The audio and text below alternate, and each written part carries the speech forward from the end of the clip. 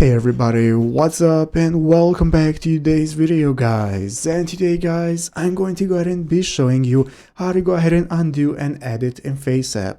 This is a very simple thing to do, so make sure to watch this quick and easy video till the very end, follow my steps correctly so you can make sure that this works the same for you and you can do this yourself.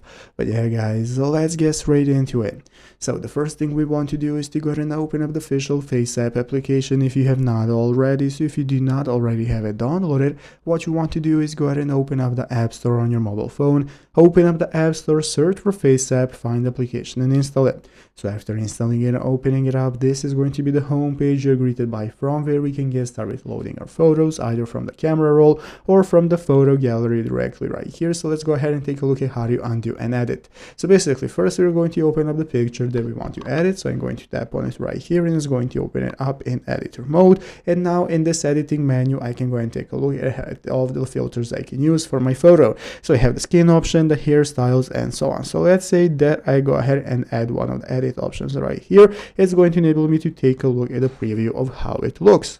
But now let's say that I want to undo this edit and I do not want to use it anymore. So basically what you want to do is to either go ahead and click the cancel button, which is just going to bring you back, or if you have already confirmed the edit and it's going to look like this once you've applied it, you're going to click this upper left button right here that says undo. So as you can see, this is going to enable us to tap to reverse our last edit. So by clicking it, it's going to undo any edits we made, and that is how it's done. So I hope this video was helpful. If it was, make sure to leave a like and subscribe to the channel. Thanks for watching, take care and bye.